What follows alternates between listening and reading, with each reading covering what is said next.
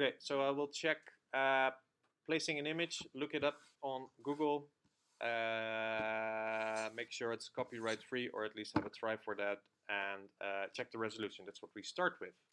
So I Google image search, train in The Hague, and if I now look at this picture and I want to use it inside my document, I can already check the size of this image, because it says here actually, and it's 940 pixels by 350 pixels.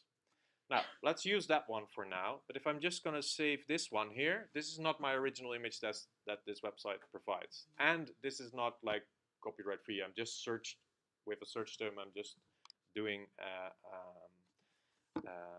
I should place with it the source of the image, of course. So I'm going to click View Image. For if you missed that, there's a View Image here, and that opens up the full resolution image of the link. So I'm going to save that image, and then I'm going to InDesign, make a new document.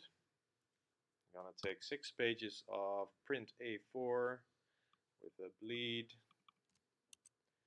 There we have it, 10 millimeters. 2 columns, okay. There we are. So I'm going to place my image here on the first spread.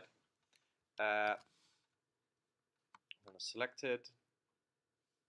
It was in downloads. There it is. So click anywhere in the document to place it there. There it is. Looks awesome. It's a train. And in my links window now, you can directly see, okay, so there's the link to the image. And let's get into the info here. So actual pixels per inch is 72 and effective pixels per inch is 72. So if I want to print this, and this is going to be like full size here in my document, what happens to the pixels per inch? The effective pixels per inch is even less. So the bigger the image you get in a page, the less pixels per inch you get, because the image becomes bigger on the page, right? Makes sense. So in this way, if I print this, it's not going to be okay. It's going to be pixels all over the place. So I don't want this. This is really too low. So this is not something I can use, this image, besides the copyright issue. So this is not something I want to do. I'm going to look for a better image. So if I look in Google Image Search, there's search tools, and you can select a size, and you can select larger than. You can then scroll up to, I don't know, 15 megapixel. There's something. So if I now look at images here, you can also see it directly here if you roll over. This image is 5,000 by 3,000 pixels approximately. So let's take one. This is interesting. Anyway, let's take this one. And again, here's the image size, 5,000 by 3,000 again. But again, if you save directly this image, that's not going to work because this is a very tiny preview of the image. So click View Image, and it opens up the original image. And now if I zoom in, you see this is now a much bigger image than I just had. So let's save this one, save image to downloads. I'm going to place this one again. Let's go up to the front here, place it. Alright, so I placed it now, and it's way too big, and I just wanted to have it on my front page. So the blue frame is the crop frame, and in there is my image still. So there it is. If you double click it, it opens. The brown frame, and I make it a bit smaller so it has the size of my front page. There it is. And now let's see if I can check the resolution. Select the image. It's the top one. So the actual pixels per inch that was in the document is 240, but I'm interested in the effective pixels per inch, and that's 295. So that's almost 300. So this will be okay. This will be fine when printed. I mean, the photo can be ugly, but technically it will be okay. Okay.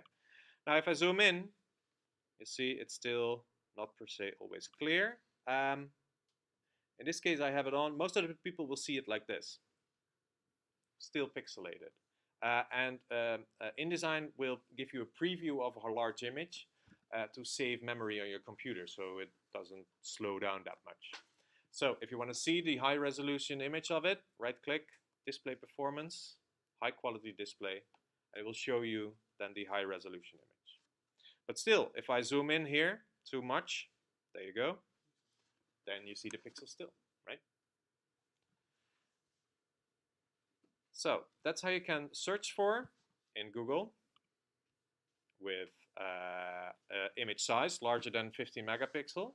But then you also can search for uses, right? Labeled for reuse or labeled for non-commercial reuse. And then you get another set of images, but then Google searches for images that are free for you to use. So of course you get a totally different set of images.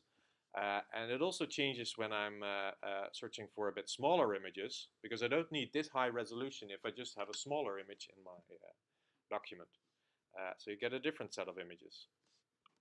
For example, this one. Let's take this one. Save image to downloads. And in here, I'm going to place it. There it is. And let's check without doing anything. It's already 400 pixels per inch. Now I'm going to place this one below here. So I'm going to make it smaller. And my effective pixels per inch is even 571, which is fine for now. I'll just leave it that way. That was your question, right? If you have a very high resolution image like this one now, it's 570 pixels per inch. I'll leave it. And when it exports later, in the block we're going to look at that. When you export this document, it will convert it then to a minimum or a maximum amount of pixels per inch. So we can just leave it in like this. The original image is in my downloads folder, so don't throw that one away. So this one is fine to leave it in like that. A higher resolution is fine,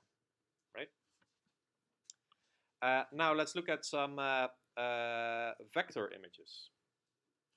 So I'm going to, I have one here, I thought. Somewhere I had an EPS.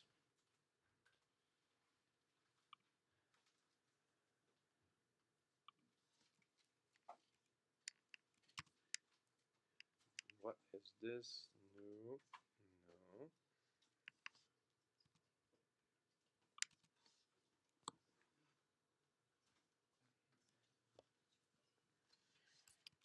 It's big.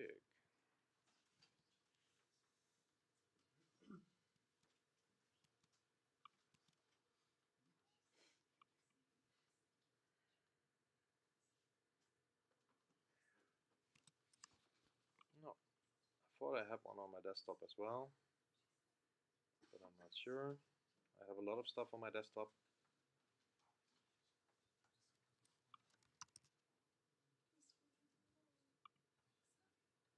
Let's try again.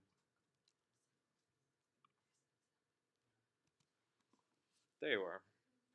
But this is not that interesting, but okay. This one, not working.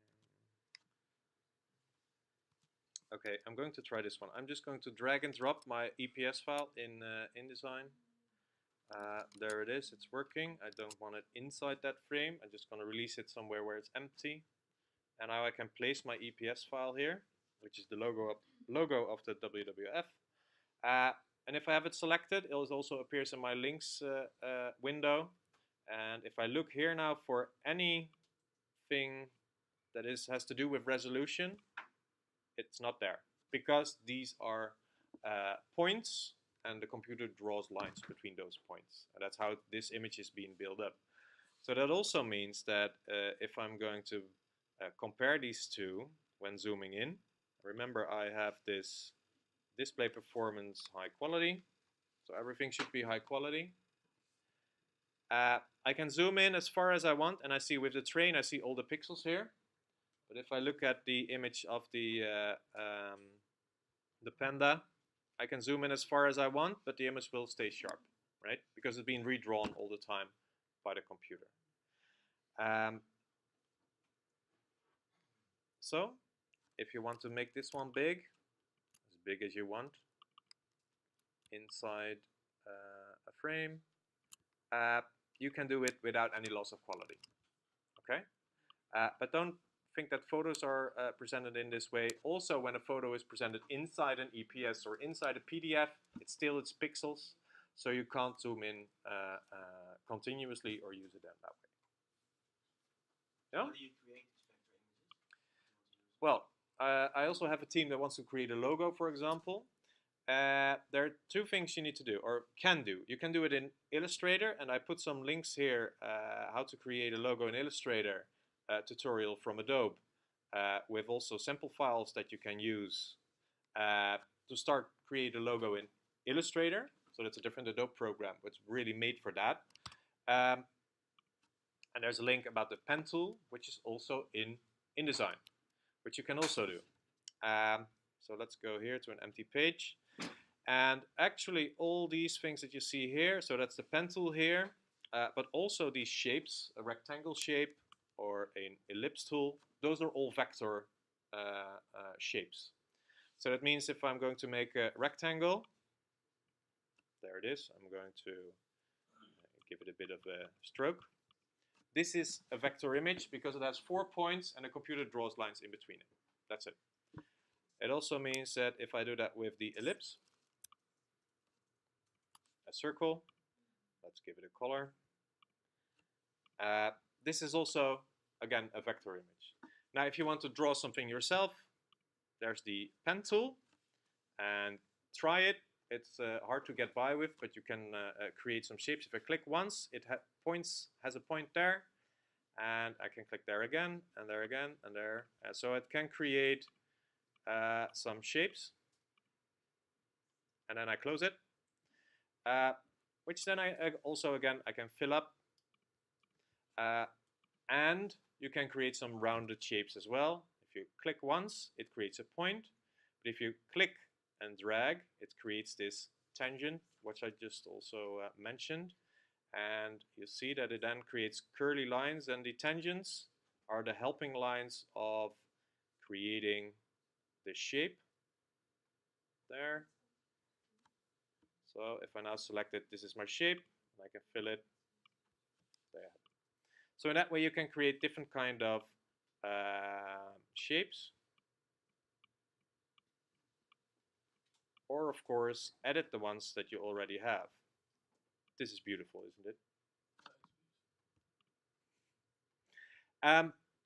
Like here one, this is the one of the WWF, which is an EPS file. I can open that inside Illustrator again and then edit all these points. But then first go through the tutorial of InDesign. Sorry, of Illustrator to create a logo.